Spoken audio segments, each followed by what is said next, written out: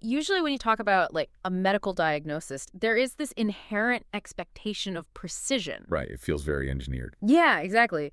If you break your arm, the x-ray shows that jagged white line against the black background, and the doctor just points right to it. The problem is isolated, it's visible, and it's categorized. And that provides a really profound sense of comfort, honestly. We are wired to prefer binary systems, broken or not broken, safe or unsafe. Totally. When a problem is clearly defined by a visual boundary, the solution usually feels just as clear-cut. But then you step into the world of preparing for a new baby. You're trying to prep the nursery, you want everything to be perfect, and suddenly that x-ray machine is just, well, completely shattered. Oh, completely. It's a totally different landscape. Right. We are looking at a consumer landscape that actively thrives on blurring those boundaries. You go online to buy what seems like the most rudimentary item imaginable, literally just a piece of cloth to cover a mattress. Which should be simple. It should be. But suddenly you are bombarded with conflicting thermal ratings, certifications with these incredibly complex acronyms and marketing language that basically makes you feel like if you don't buy their specific weave, you're failing as a parent. That guilt marketing is incredibly prevalent. Yeah. It's wild. For anyone who has ever stood frozen in a baby aisle or, scrolled through a registry at 2 in the morning, this isn't just about picking out room decor. You're making choices that directly impact infant safety, respiratory health, and, frankly, your own sanity. And that phenomenon is the absolute definition of decision fatigue. But it's a fatigue born out of a very real biological necessity. I mean, we tend to think of infant sleep as passive. Like just a period of rest so the parents can finally watch a TV show. Exactly, but physiologically, it is a highly active, critical period. During those hours, a baby's brain is literally pruning synapses.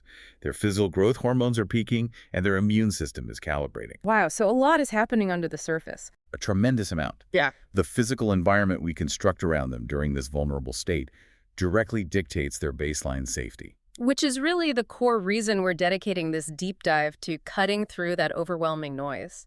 We've spent the last few weeks wading through a massive stack of sources for you. And we didn't just look at the marketing copy either. No, absolutely not. We cross-referenced the rigorous medical guidelines from the NIH Safe to Sleep campaign, the pediatric literature, with what parents are actually reporting on Reddit forums when they're, at their wits' end. The real-world application is just as important as the clinical data. Definitely. So we analyzed the structural designs of top 2026 brands, looking really closely at Joey plus Joan, Burt's Bees, Kite Baby, Solly Baby, and Little Sleepies. We're going to figure out the actual physics behind exact fit versus universal fit sheets. We also need to deconstruct what happens to a baby's skin on a microscopic level with different fabrics. Right, and navigate the very real challenges of eczema and temperature control. Because the goal here isn't just to hand you a shopping list. We need to look at the underlying mechanisms, the how and the why. So when a brand claims a fabric is breathable, what does that actually mean? Right, at a molecular level. Yeah. When a safety guideline says a crib must be bare, what is the biomechanical reasoning behind that? By understanding the sleep environment as an interconnected physical system, we can evaluate these products through a lens of critical analysis rather than just, trusting the packaging. Okay, let's unpack this. Let's start with the physical architecture of the space itself. Because before we can even begin to debate the merits of hollow bamboo fibers or like watercolor prints, we have to establish the literal boundaries of the environment. You have to start with the crib. Right. If you look at the American Academy of Pediatrics directives or the CDC guidelines, they paint a very stark picture. The sleep surface must be firm, flat, and level. And the secondary directive is the Clear the Crib challenge. Which is perhaps the most difficult directive for modern parents to reconcile with aesthetic expectations. Clear the crib means an environment devoid of anything except the mattress and a fitted sheet. Literally nothing else. Nothing. When you really visualize that, the ideal medically sanctioned crib is essentially an empty swimming pool. That's a really good analogy. Right. You have the hard, flat bottom, which is the mattress. You have the tight liner, which is the fitted sheet, and there is nothing else. No bumpers, no loose blankets, no sleep positioners, no stuffed animals. And absolutely no pillows for the first 12 months. It is an incredibly Spartan space. Super Spartan. But if the crib is this bare, doesn't that elevate the fitted sheet from just like a mere design choice to a critical piece of safety gear? It absolutely does. And that Spartan nature is entirely rooted in respiratory physics. An infant's airway is not like an adult's. It's incredibly narrow and highly flexible, almost like a soft, malleable straw. Furthermore, their musculoskeletal development doesn't yet allow them to reliably lift or turn their heavy heads if their airway becomes obstructed. So they're kind of trapped if they get in a bad spot. Exactly. If you introduce a plush object, a bumper or a loose blanket, into that environment, and the baby rolls their face into it, they lack the physical strength and the reflex coordination to extract themselves. But it's not just about a physical blockage of the airway, right? Like, the sources spend a lot of time talking about rebreathing. Yes, rebreathing is a huge factor. If a baby has their face pressed against a soft surface, even if air can theoretically pass through it, they end up trapped in this tiny microclimate of their own exhaled breath. That is the insidious danger of soft surfaces. When we exhale, we expel carbon dioxide. If a baby's face is nestled into a soft blanket or a plush crib bumper, that exhaled CO2 pools in the fabric's depressions right around their nose and mouth. Oh, wow. So they're just breathing it back in. Right.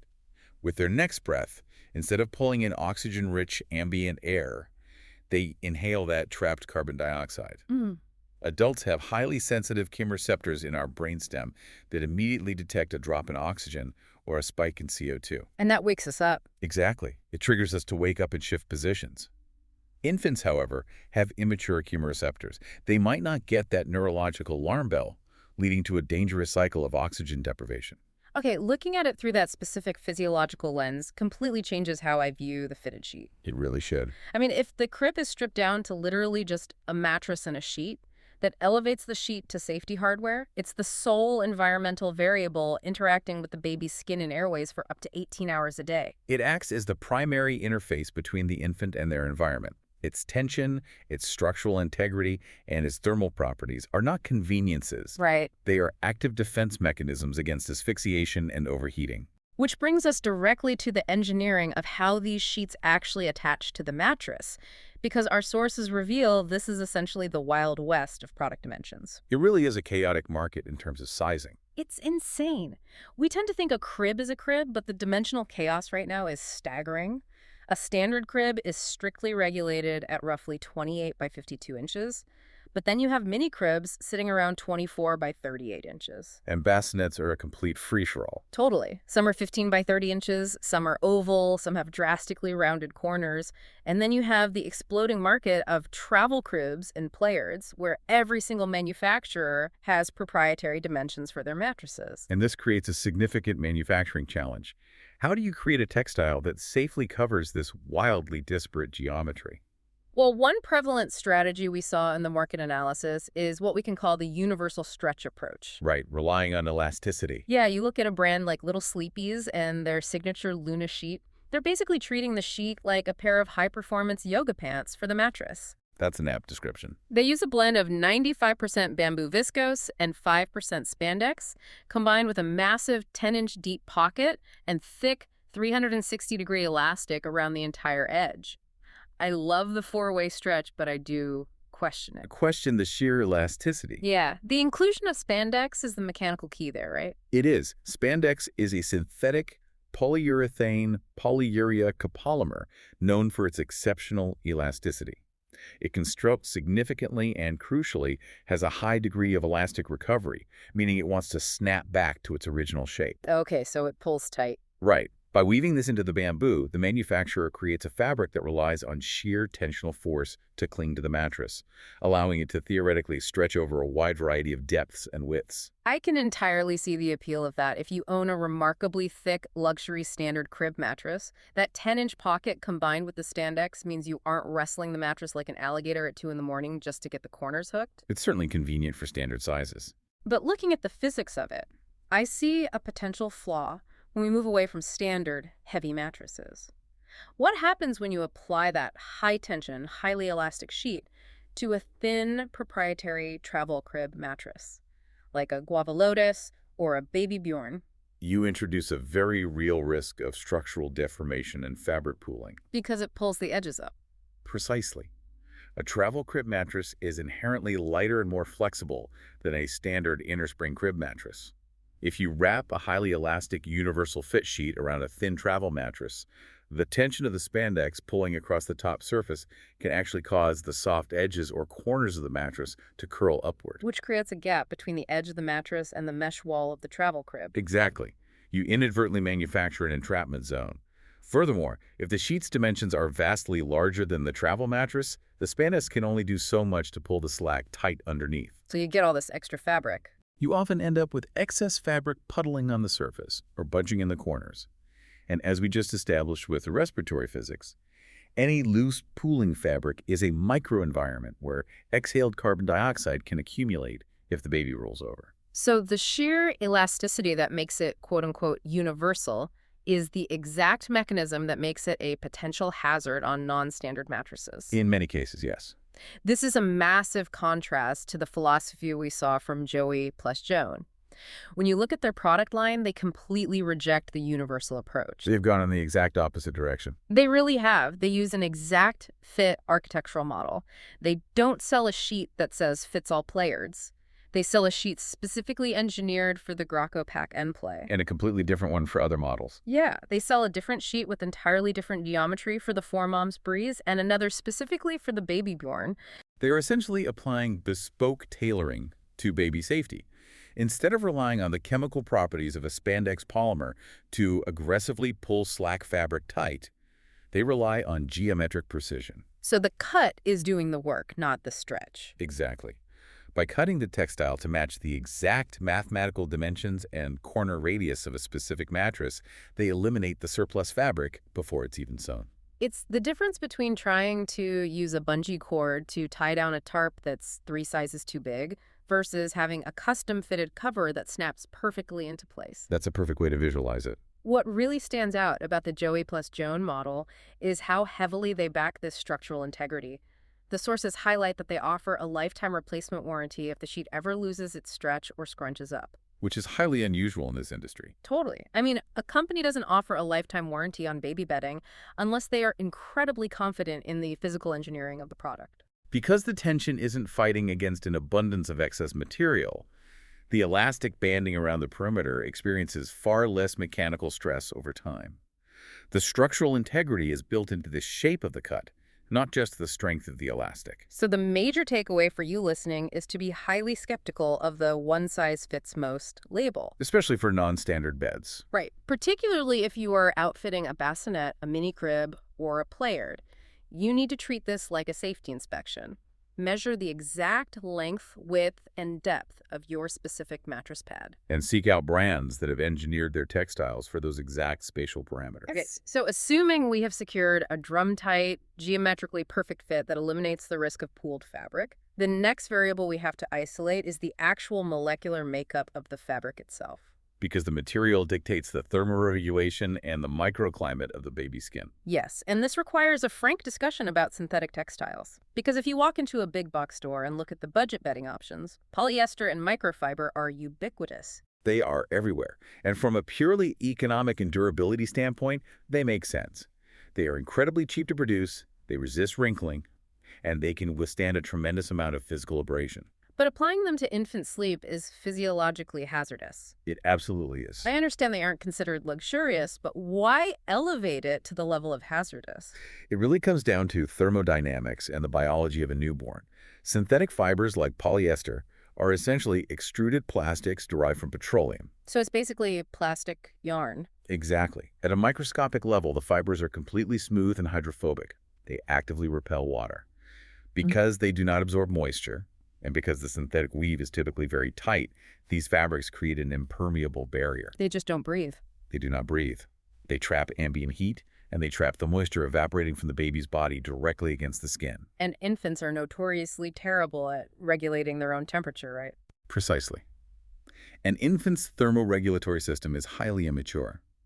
Their eccrine sweat glands, which are responsible for evaporative cooling in adults, are not fully functional yet. Oh, so they can't even sweat properly to cool down. Right. They rely heavily on passive heat dissipation, just radiating heat out into the environment.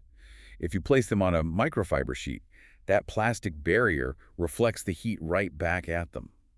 The trapped heat rapidly elevates their core body temperature. Which is incredibly dangerous. Overheating is one of the most significant, documented physiological stressors associated with sleep-related infant risks. That is terrifying. It's essentially wrapping the mattress in saran wrap and dressing it up with a cute print. That's a blunt way to put it, but mechanically, yes. So synthetics are definitively out. We must look at the natural fibers. Our deep dive into the sources highlighted a few heavy hitters, starting with the undisputed classic, organic cotton. Cotton has been the historical gold standard for a reason. Yeah, Burt's Bees Snug sheets came up repeatedly for their durability, utilizing combed, ring-spun organic cotton to create this cozy, t-shirt-like feel. And we also looked at the budget powerhouse, the IKEA-Len cotton sheets. Right, which come in at a remarkably accessible $13 for a 2-pack. So why is cotton so effective? As a natural botanical fiber, cotton is inherently hydrophilic, it loves water, it absorbs moisture well, and its natural structure allows for excellent air permeability, facilitating that crucial passive heat dissipation. And what about that manufacturing process you mentioned with Burt's Bees, the ring spinning? What actually happens in a textile mill when a cotton fiber is ring spun versus just normally spun? It's an interesting mechanical refinement. Standard open-end spinning essentially twists the raw cotton fibers together rapidly, which can leave microscopic ends of the fibers sticking out of the yarn, creating a slightly coarse texture. So it's a bit scratchy. A little, yeah. Ring spinning, however, is a much slower, more intensive process where the cotton fibers are continuously twisted and thinned out.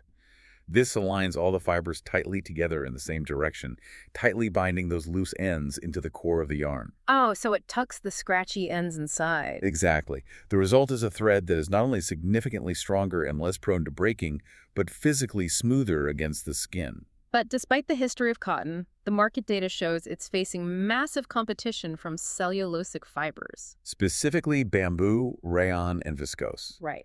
Brands like Key Babies and Kite Baby are absolutely dominating the premium space. Kite Baby, for instance, uses 97% rayon derived from bamboo.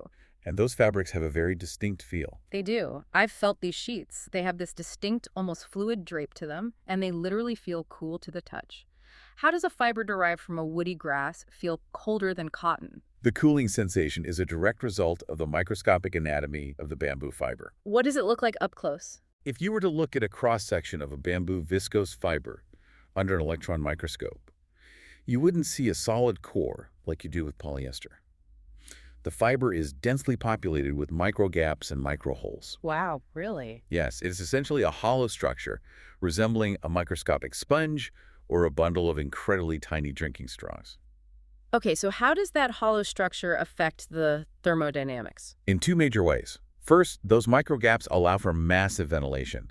Air passes effortlessly through the fiber itself, preventing heat accumulation. Okay, that makes sense. And the second way? Second, those tiny internal channels create a powerful capillary action.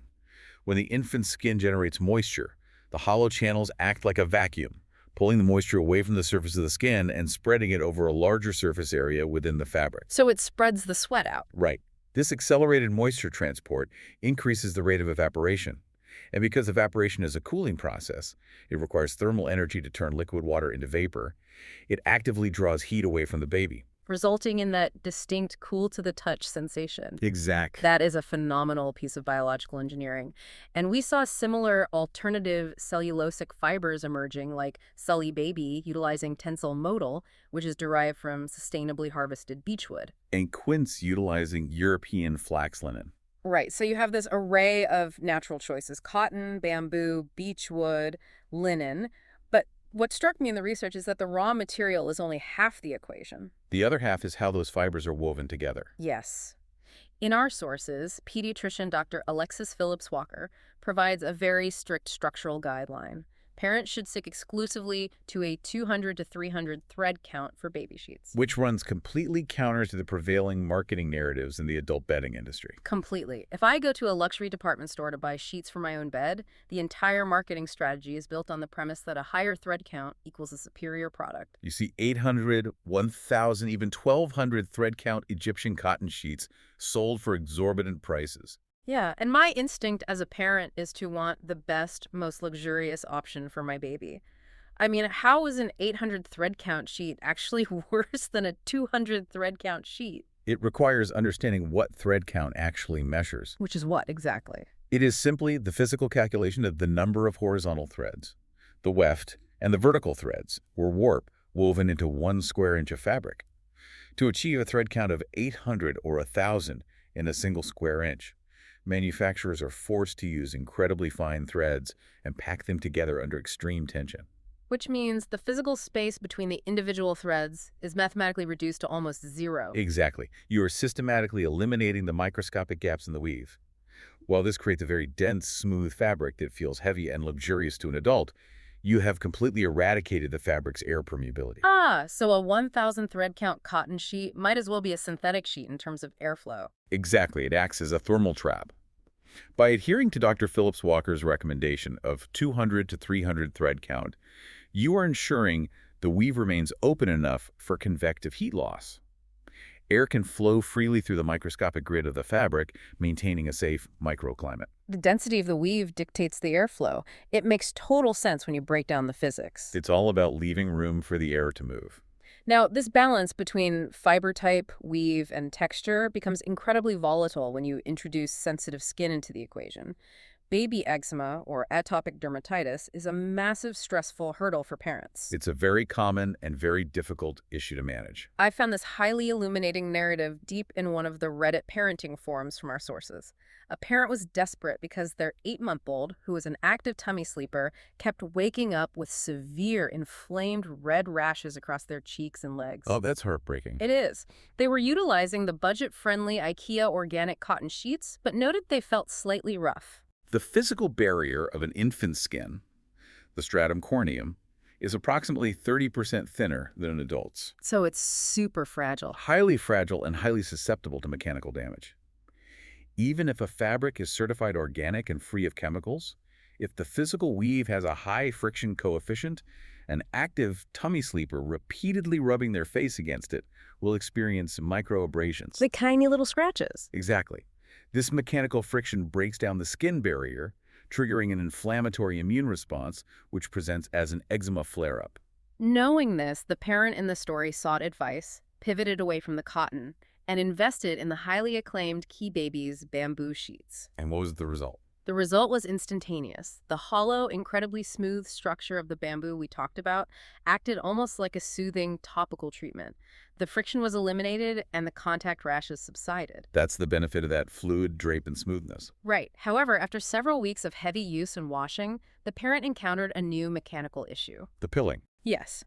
The bamboo sheets began to heavily pill, developing hundreds of tiny abrasive fuzzballs. This highlights the inherent structural compromise of bamboo viscose. Because the fibers are different from cotton. Right.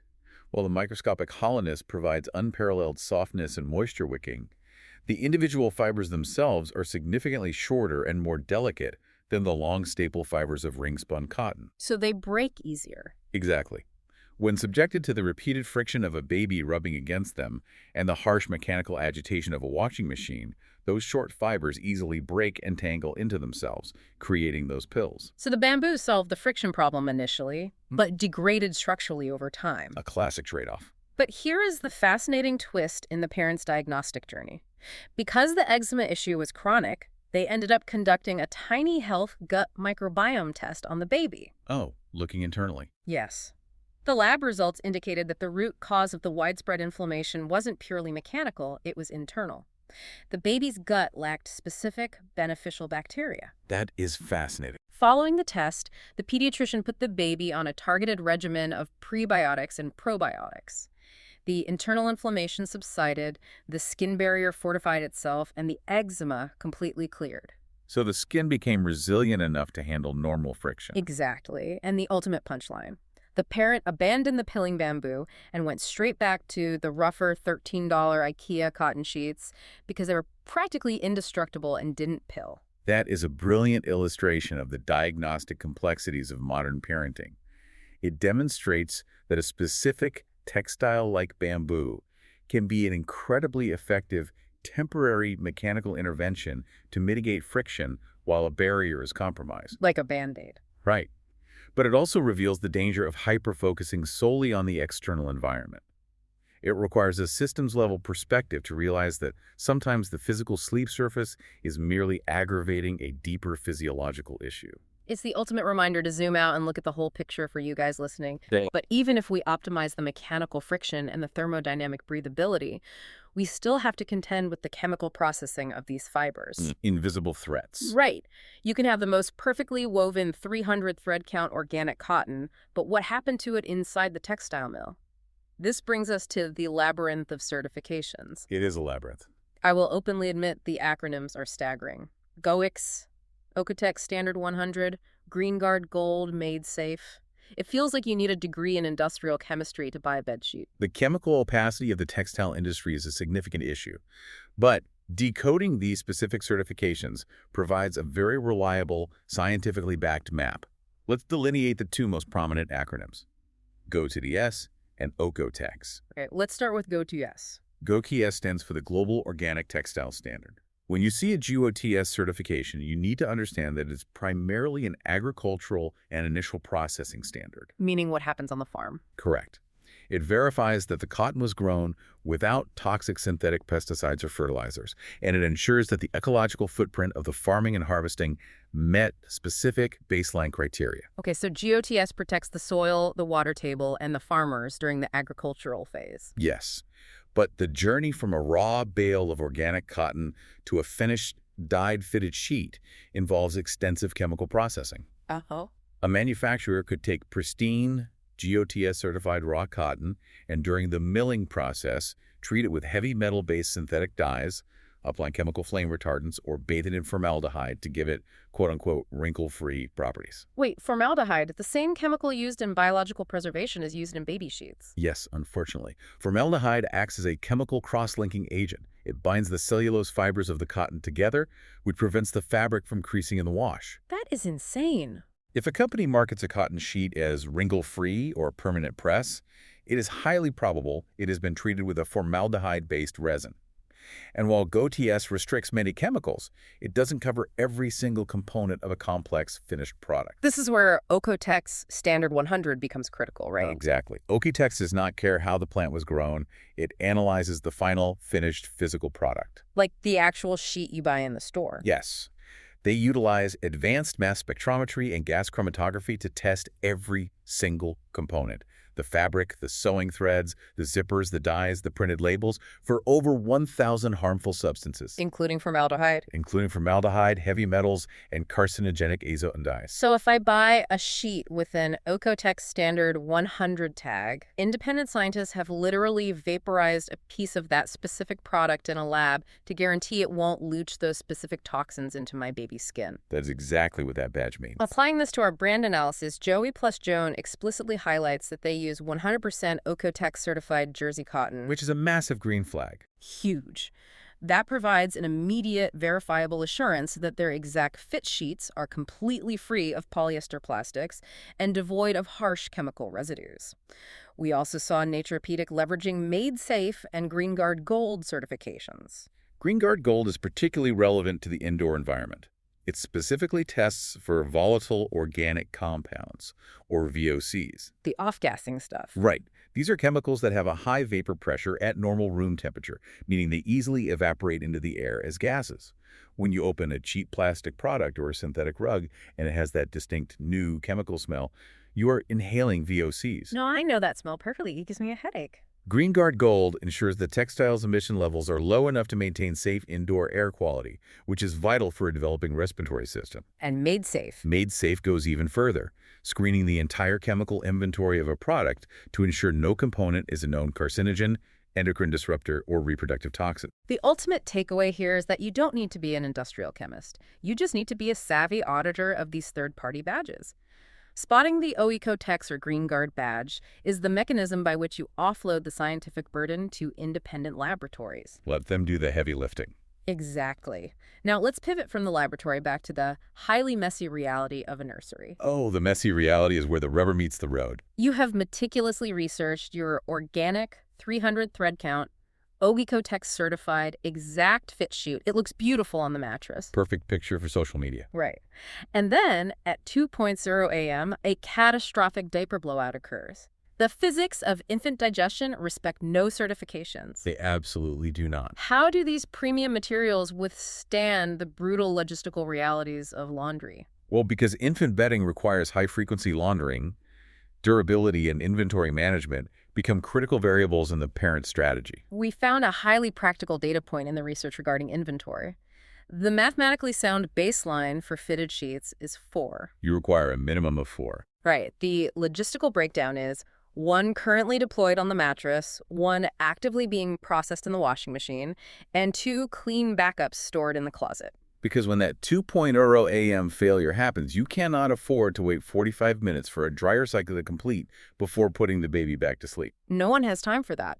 And implementing a 4-sheet inventory immediately alters the financial calculus of the nursery. It really does. When you have to buy 4 of an item, the price tiers become starkly apparent. Totally. On the budget tier, we discussed the IKEA lens sheets at roughly $6 per sheet. The mechanical trade-off there is that the weave is tighter and less pliable. They lack stretch and start off quite stiff until subjected to multiple wash cycles. But they are very durable. True. At the opposite end, the premium tier, you have brands like Rookie Humans charging $42 per sheet. That's quite a jump. It is. They utilize a highly refined cotton sateen weave, which feels incredibly silky, and they feature commissioned artwork-like detailed watercolor landscapes that effectively turn the crib into a photography backdrop, or little sleepies at $44 per sheet, offering that extreme buttery bamboo stretch. But outfitting a 4-sheet inventory with those premium brands requires an expenditure nearing $200 purely on textiles. Which is a lot for a lot of families. Which is why the data points toward the middle tier as the optimal operational zone. Brands like Joey plus Joan at $29.99 and Key Babies at roughly $14.50 per sheet. They integrate the premium safety and material features without demanding a luxury price point. Exactly, like the OEKO-TEX certification and the exact fit tailoring. However, the true linchpin of this entire laundry operation isn't the sheet itself, is it? No, it is the mattress protector. It is the unseen foundational layer. Why is it so critical? A fitted sheet can be stripped and washed in an hour, but an infant mattress, whether it is constructed of dense polyurethane foam, metal coils, or woven food-grade polymers, is highly susceptible to permanent contamination from bodily fluids and bacterial growth if penetrated. Because you can't just throw a whole mattress in the wash. Exactly. We analyzed the Little Green Sheep's organic mattress protector, and its physical construction is a masterclass in material engineering. Break that down for us. The top layer, the surface that contacts the heat, is 100% highly absorbent cotton. But laminated beneath that cotton is a waterproof polyurethane or OEKO-TEX certified membrane. Its sole function is to act as an impermeable barrier to fluids. But I have a significant mechanical concern here. Historically, quote-unquote waterproof meant a thick, rigid sheet of PVC plastic. Like an old-school raincoat. Right. If we place a sheet of plastic over the mattress, aren't we inherently making it crinkly, loud, and thermally reflective? Doesn't that completely negate the thermodynamic benefits of our breathable 300 thread count sheets? It is an incredibly astute observation, and it would be accurate if we were discussing the PVC plastics of 20 years ago. But the material science of waterproofing has evolved dramatically. Oh, so it's not just a sheet of plastic anymore. No, the membrane used in high-quality protectors today is microporous polyurethane. The engineering behind it is fascinating. They essentially puncture the membrane with millions of microscopic holes. Wait, if it has holes in it, how is it waterproof? That sounds counterintuitive. Because it leverages the molecular physics of water. Liquid water molecules exhibit strong cohesion due to hydrogen bonding. They like to stick together, forming droplets with high surface tension. Okay, I follow. The microscopic holes in the polyurethane membrane are physically smaller than a liquid water droplet, so the liquid cannot pass through. Ah, clever. However, when moisture evaporates into water vapor, it exists as individual gas molecules. Those individual gas molecules are small enough to easily pass through the microscopic pores. That is brilliant. It blocks liquid water, but allows water vapor and heat to vent straight through. Precisely. Furthermore, modern polyurethane films are extruded to be incredibly thin and flexible. So they don't crinkle. Right. By sandwiching that thin, microporous film beneath the thick, absorbent layer of cotton, the protector dampens any acoustic resonance. The cotton absorbs the surface moisture, the membrane blocks the liquid penetration, the vapor vents through the pores, and the dreaded plastic crinkle sound is entirely neutralized. It's a highly sophisticated system. Okay, so we've successfully engineered the ultimate sleep surface. The mattress is protected by a microporous membrane. The exact fit Joey plus Joan OEKO-TEX sheet is pulled drum tight, eliminating any pooling fabric. The 300 thread count weave is facilitating optimal airflow. It is a marvel of respiratory safety. It sounds ideal. But there is one glaring environmental variable left to solve. Temperature. Yes, it's December. The ambient temperature of the nursery has dropped to 65 degrees, and the CDC directives strictly forbid any loose blankets in the crib. How do we introduce thermal insulation without introducing an asphyxiation hazard? Because we cannot alter the strict parameters of the bare crib environment, we must shift our focus from the environment to the infant's apparel. Right. The only medically sanctioned method for introducing thermal insulation is the wearable blanket, ubiquitously known in the market as a sleep sack. We saw several iterations of these in the sources, like the Burt's Bees Beekeeper or the Kite Baby sleep bags. They are structurally designed like tiny sleeping bags equipped with armholes and a fitted neck hole, ensuring the fabric physically cannot ride up over the baby's face. But selecting the correct sleep sack introduces yet another metric parents must decipher: the TOG rating. Yes, the TOG. Explain this to us. TOG is an acronym for Thermal Overall Grade. It is not an arbitrary marketing term. It is a highly standardized empirical unit of measurement utilized by the global textile industry to calculate the thermal resistance of a garment. So it measures warmth. It quantifies exactly how effectively a material or a composite of materials traps heat. How does the fabric actually trap the heat? Is it just about thickness? It is about the volume of trapped, stagnant air. Thermal energy, or heat, transfers from warmer areas to colder areas. Air is an incredibly poor conductor of heat. Okay. When a textile has loft, meaning it has structural thickness that holds air still within its fibers, that stagnant dead air creates a highly effective insulating barrier, preventing the radiant heat of the baby's body from escaping into the colder room. So a higher TOG rating means more trapped air. Yes, a higher TOG rating mathematically indicates a greater volume of trapped dead air, and therefore higher thermal resistance. By utilizing the TOG system, parents can completely abandon intuition and rely on objective thermodynamics to dress their infant. The breakdown of the TOG scale we found via the Little Green Sheep's Guide is actually incredibly intuitive once you grasp the physics. It makes it very simple. Yeah, at the base level, you have the 0.5 TOG. This is a highly permeable, lightweight single layer. It has very little loft, meaning it traps almost no dead air. It's engineered specifically for balmy summer nights when the ambient room temperature sits between 74 and 78 degrees Fahrenheit. All right, just enough for a light layer. Moving up, you find the 1.0 TOG. This is the versatile year-round middleweight. It has enough loft to provide a moderate thermal barrier, making it mathematically ideal for standard, climate-controlled room temperatures ranging from 69 to 73 degrees. The sweet spot for most homes. And at the apex, you have the 2.5 TOG. This garment usually features significant quilted loft, trapping a massive amount of dead air.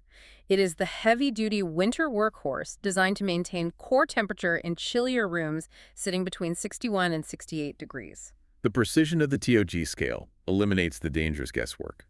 A parent simply references the ambient temperature on the thermostat, cross-references it with the appropriate TOG rating, and mathematically ensures the infant is adequately insulated without ever introducing the mechanical risk of a loose blanket. But I want to push back on relying purely on the thermostat because houses are drafty, HVAC systems are imperfect, and ambient temperature can fluctuate dramatically overnight. That's a very valid concern.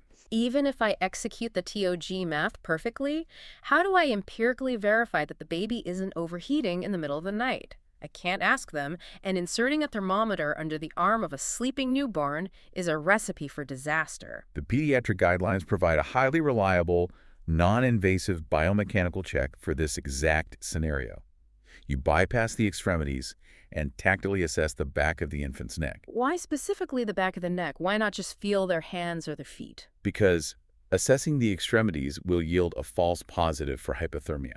Wait, really? Yes. An infant's circulatory system is highly reflexive. When exposed to even mildly cool ambient air, their autonomic nervous system immediately triggers peripheral vasoconstriction. Which means? It constricts the blood vessels in the hands and feet to drastically reduce blood flow to the skin's surface.